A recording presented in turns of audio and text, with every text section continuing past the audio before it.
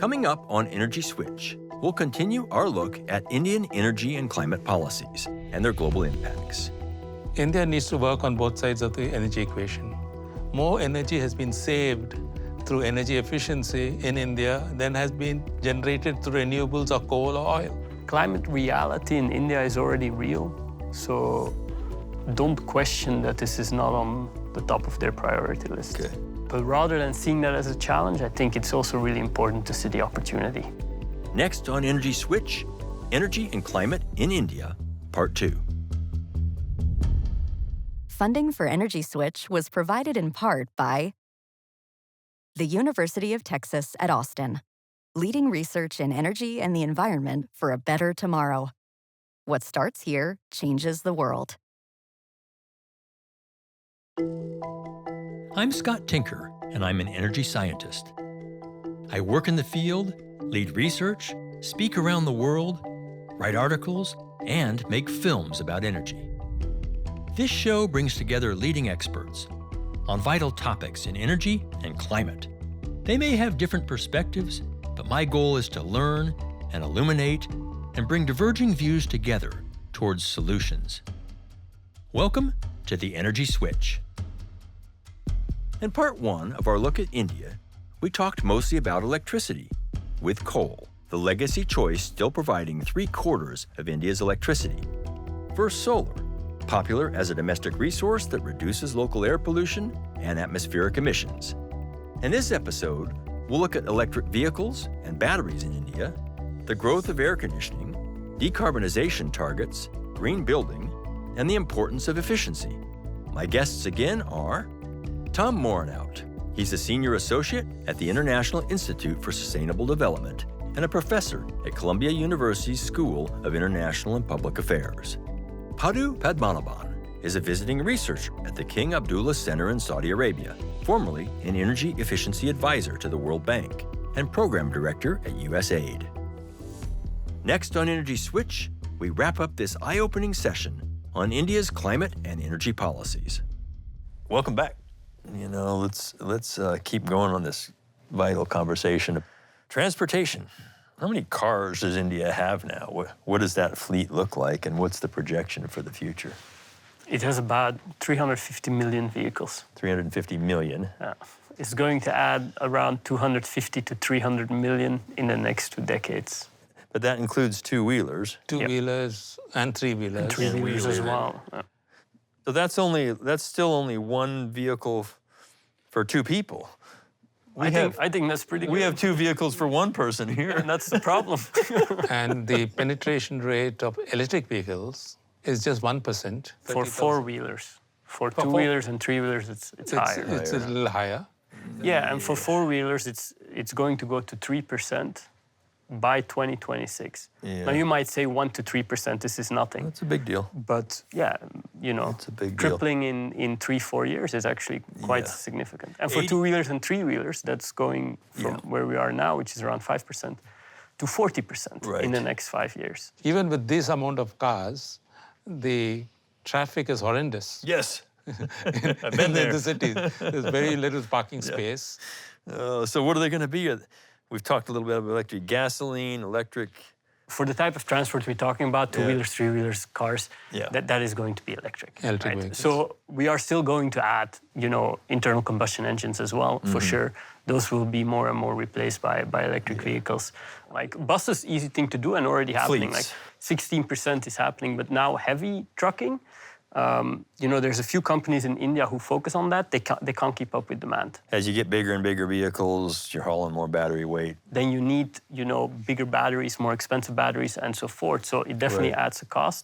But the demand uptake is there more and more. In fact, fleet electrification is now taking priority over personal transport electrification. Yeah. Personal transport electrification has a problem because the costs are very high. Oh, yeah. And it's 2 to 3 times the cost of a normal IC car. And customers are very price conscious. India is a very price conscious society. So they'll have to think of very creative ways. Battery swapping. And one way of doing it is battery swapping. Now, under battery swapping, a person buys an electric vehicle without a battery. Right. And then he has an arrangement with a battery operator, either a rental or a lease arrangement. Yep. It's just like adding fuel into your gas tank. Sure. And then he changes the battery again at another point. Yeah. And there are a lot of these battery operators This works available. great for two-wheelers and three-wheelers. This is I particularly can't see good that for- happening with four-wheeler cars. It'll start with right two- now, that's a luxury product. Yeah. And then they're going to democratize more as costs fall, right? Isn't he going to build a battery manufacturing market of its own? And what does that depend on in terms of supply chains? Currently, India imports 80% of its lithium. But there was a development a couple of months back when a major find of lithium in the state of Jammu and Kashmir was announced. Okay. And the Geological Survey of India said there is something like 4.9 million tons of lithium ore available. It is a matter of speculation whether that inferred reserve will be a proven reserve and will be exploited. Okay. But if indeed that were to happen, then India would be fairly comfortable as far as lithium is concerned. Given the EV demand, what would prevent developing it? Nothing, and that's exactly what they are working towards. Okay. However, India has a 30% electrification of vehicles target by 2030. You're going to need to meet that by importing. Okay. There's a very small chance that you're actually producing domestic lithium. That doesn't mean that you shouldn't do it. And actually, the government is clearly working on that. They just made a change before lithium was recognized as an atomic mineral, which means that private companies were not allowed to be involved in the process. The government's just changed that so they can basically allocate concessions and invite private players to help develop that lithium. So that is good, but that is also, that takes some time, right? And before that, again, for climate change, we need to have these type of, adoption targets. Today, that will include engaging with international supply chains. Is India going to be building batteries, developing a battery industry? So it's definitely their goal. And can you produce cells in India? Probably, but you will be importing components.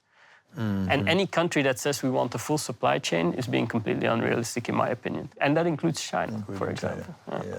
Yeah, they've locked up the processing of these things, but they don't mine most of it. Why did China become the mineral processing hub of the world? Skilled labor, low cost of capital, low labor costs, right? And experience in the chemical industry. Does it ring a bell? India has all of that. India has all of that. They can become a processing powerhouse. That'd be kind of fun to see. Competition's good, drives the price down. That's true, that's true. Competing with China, I think it's going to take some time before you can do it. Any country in the world can do that. But India has created institutions to do exactly that. So in terms of oil demand then, in importing oil, that balance starts to look like what as we go forward? If they reach their 30% target, this will definitely eat out part of the oil demand. It will so actually... right now, I mean, India, imports the vast majority of its petroleum products, right, both oil and gas, at a huge cost, $120 billion a year. It's almost $200 billion now in terms of oil imports. Chipping away from that is going to be good from that perspective. It's going to be good. Almost 40% of the oil is used for transportation, so it's a fairly large chunk. Fuels for heavy transport. We've talked about fleets and things, but over-the-road trucking, shipping, aviation, what does that fuel sector look like next 5, 10, 15 years? Fossil fuels, if that's your time frame. No, 5 years. I mean, we have to be realistic. These are things that are extremely difficult to decarbonize. I think green hydrogen, which is something that India is absolutely jumping on, and similarly, ammonia, I think are going to play a hugely important role in the energy system. I'm not sure it's going to be in transport of cars. Can you say, well, what if you go to the level of trucks and so forth? At that point, I don't want to simplify things, but the bigger the better. But I'd just like to add that there is a sector which has completely moved away from coal 100%. And that's the third largest railway network in the world. They don't use coal at all. And for a long time, until 1980, coal was the mainstay for the railways until they started the dieselization program and electrification program, and all major trunk routes are now dieselized or electrified. Trains are running on diesel, but they're hauling coal. Well, they're hauling coal, yes. Little better than trucks hauling coal, because that also happens. That's true. So we have had On trucks diesel. Yeah, on diesel. Well, let's come into, some of the things on the demand side of the equation. Padu, I know you've looked at energy efficiency and conservation, other things. Where is it today in India, and then how do you see it going in the future? In the context of climate change and decarbonization and the coal transition, efficiency fits very well with all the objectives in a way that even renewables does not. And unless you have a foundation of efficiency, you'll not be able to have renewables delivering at the price that we would like them to deliver. Right. So look at efficiency as a bridge. Assuming you have a solar home system and you're using the power to run electric lamps, and your electric lamps are all incandescent. If you were to have LEDs, for instance, then the size of your solar panels will shrink and reduce, and you have to invest less. So it is not so much the supply side efficiency, but more importantly is the end use efficiency. Gotcha. Sure. What are some of the incentives or disincentives for efficiency that exist? One of the incentives, at least for Indian industry, is the high tariff that they have to pay. Indian industry pays much higher tariff than any other sector. So essentially, they have to be efficient. Another incentive is some of the government programs, which I think have now moved at scale. The big opportunity which is being discussed is ceiling fans. Not many people know that Indian homes have more ceiling fans than they have mattresses. And it's very affordable. few have air conditioning. Very few have air conditioners. Okay. 8% only have air conditioners. So a lot of fans. So efficiently, ceiling fans is now going to be aggregating the market, bringing down the costs, improving the quality. Nice. But India's air conditioning market is the fastest growing market in the world. It's growing at about 15% every year. The thing about air conditioning is that it'll take a while before India reaches anywhere close to the United States, and probably that may never happen. Okay. But the important point here is the load that the air conditioners would have on the electrical system. The electrical load demand, the peak load demand, by 2030 would be 140 gigawatts if air conditioners were to multiply at the rate at which they're multiplying. It's an insane amount. Yeah. Now, assuming you go in for a rather dramatic, scaled-up efficiency program, you can reduce peak load demand by about 30 to 40 gigawatts. 20-25%. Is 20-25%. Yeah. Can I ask him a question? Oh, of you? absolutely. All right. Of course. You So guys one thing chat away. that was mentioned as well, which I found very cool, is this program where the government says they're going to try to incentivize having a lifestyle which is more moderate. And I'm curious, does that live among the population, the idea we need to be more moderate? Internally in India has got a lot of support. The idea here is having your same standard of living, but doing with less. The question is, can India have something like the world average and have a standard of living much higher than the rest of the developing world? Kind of brings us, in many ways, this whole dialogue into looking forward a bit at climate. How concerned is India about this, about warming? If the question is the Indian government serious about climate change, I think the answer is quite frankly 100%. Yeah. Because climate change is already happening in India. I'm not saying global warming specifically, I'm saying climate change, because we're talking about floods, we're talking about heavy rainfalls, extreme weather events, droughts, the heat wave that we saw last year, which cost many lives. Like, all of that is already happening. Right. It's now estimated about 75% of people in India live in areas that can be seriously affecting their well-being, either through a direct climate effect or through the economic sector that they're working in, for example, agriculture, right? And in addition, it is impacting government significantly because it's costing a lot of money. 0.5% of GDP just on floodings. You know what that is? It's huge. That's a big number. So we talked about AC earlier, air conditioning, but let's put it in this context. I mean, talk about that. I mean, that's the difficult balance. Yes, they will be installing more air conditioning, and to a certain extent, that's a very good thing. because you're going to have less loss of life. Right. As simple as that. Right. But that is, how to power that is a very big question. And that brings you into a complete energy system analysis that you need to do. Right. And efficiency helps in that way too. You can use less to do more. Absolutely. You can use less to survive. We don't need an AC in 4 rooms, right? But this is what it comes down to. A number of startups are beginning to work on efficient air conditioning systems.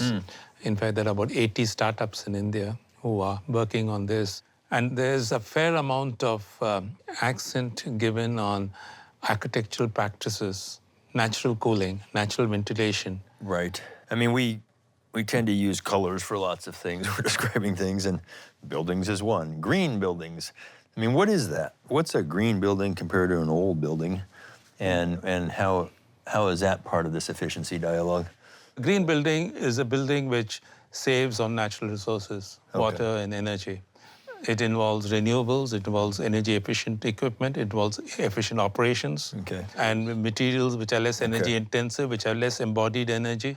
Sum total of several measures seen from a holistic sense and begins right from the point of design. Right. India is the second largest after the United States on green buildings and is slated to overtake the US in terms of green buildings by 2030. Almost 70% of the buildings in the year 2035 are yet to be built. 70% of the buildings are yet to be built. That's a great opportunity. That's a great opportunity right there. It sounds like efficiency is cultural in India to me. I mean, it sounds like it's part of the government's understanding and strategy. Absolutely. The efficiency movement began way before many of the developing countries had used efficiency. Right. And at that time, homes were not considered to be targets of opportunity, and people did not look at it. They looked at industry. Right. Utilities came in later, and they are now got into the act of demand response programs and so on. The agricultural sector is also another sector where there are huge efficiency opportunities because the agricultural sector accounts for almost 25 to 30% of electrical demand. It's holistic. It's just everything kind of relates eventually. Comes together. And great opportunities, I think, in this area for India to lead in many ways. Export, market, perhaps, and help. We hope that they are going to deliver a blueprint for other lower-income economies to move to middle income and higher income. Right? You bet. And efficiency there is always underestimated. Today, energy efficiency doesn't get the attention it deserves. For efficiency to move center stage and to really now start taking a position, it has to be considered as an energy resource, no different than oil and coal. Yeah. So what are some specific CO2 emissions targets? Prime Minister Modi came out with what India would do in order to address climate change. And one was to raise the level of renewable energy capacity to 500 gigawatts. Number 2 is to reduce energy intensity by 45%. The third is to reduce carbon emissions by 1 billion tons between 2021 to 2030. And the fourth is to have a penetration rate of 30% of electric vehicles.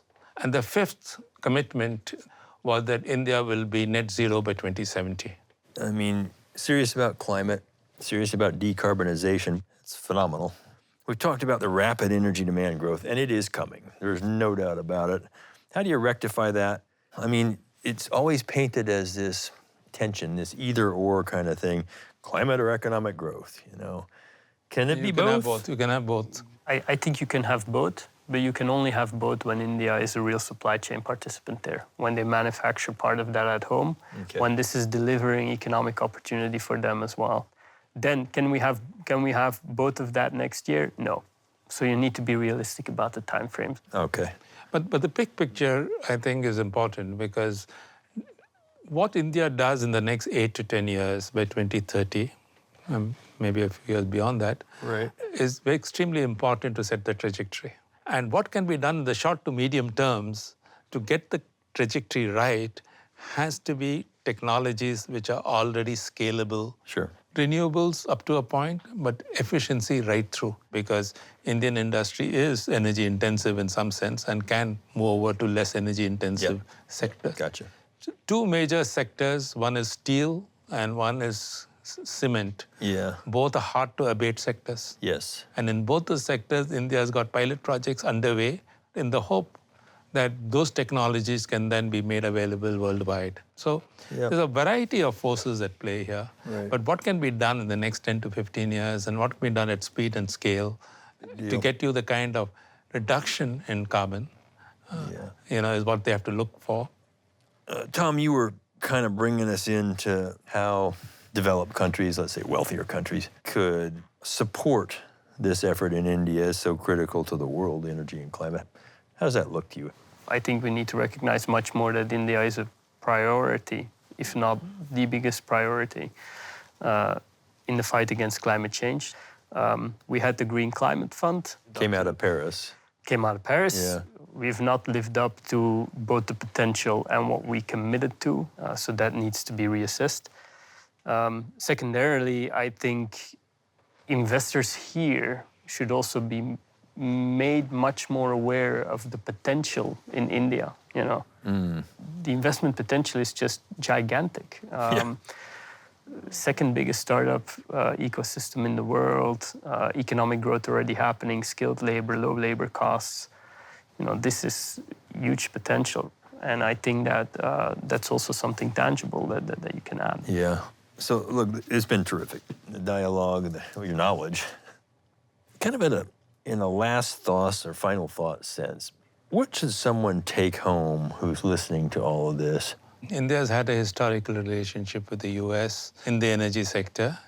One is certainly in green buildings. Another is in the area of power distribution. Distribution reforms in India came about largely due to the intervention of USAID with the government of India sometime in the late 1990s. They wanted to have a system where they'll have low losses and so on and so forth. But what is interesting about it is the projects were small, but it helped leverage money several times greater than what was invested because the government of India then put in about $8 to $10 billion worth of investments on the model of the small pilots that had been developed. So basically the point I'm trying to make is that partnerships in India, collaboration with India is not at all capital intensive, it is knowledge intensive. Yeah, interesting. Let's pretend like I'm Prime Minister Modi. What would you say to me for action? I'll say, Mr. Modi, India needs to work on both sides of the energy equation.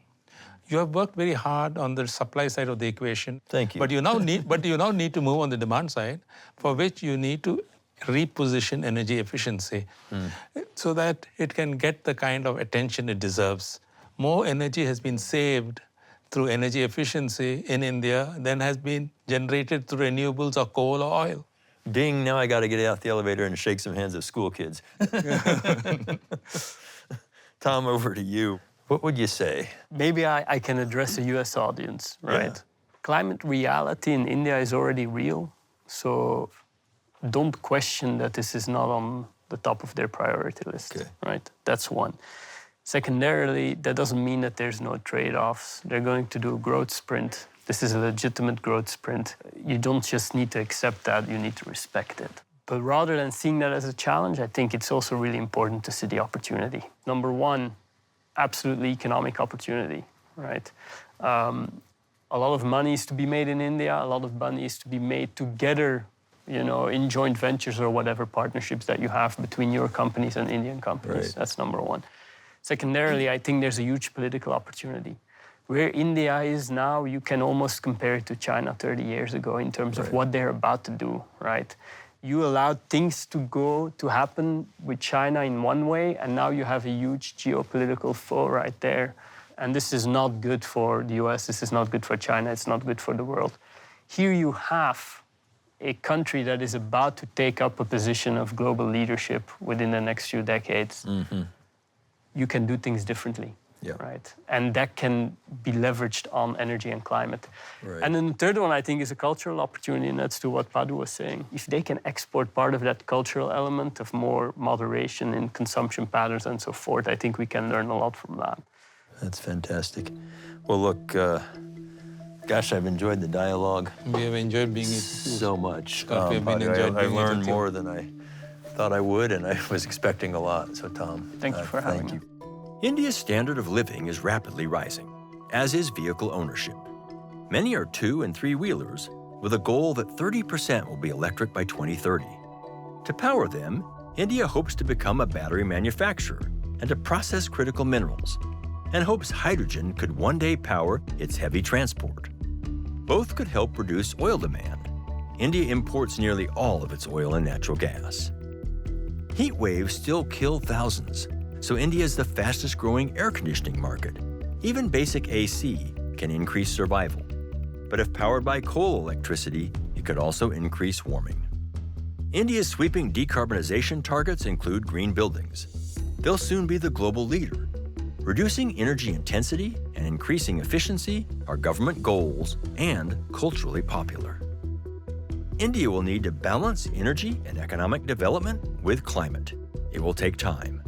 This creates opportunities for investment in and political alliance with the world's largest democracy.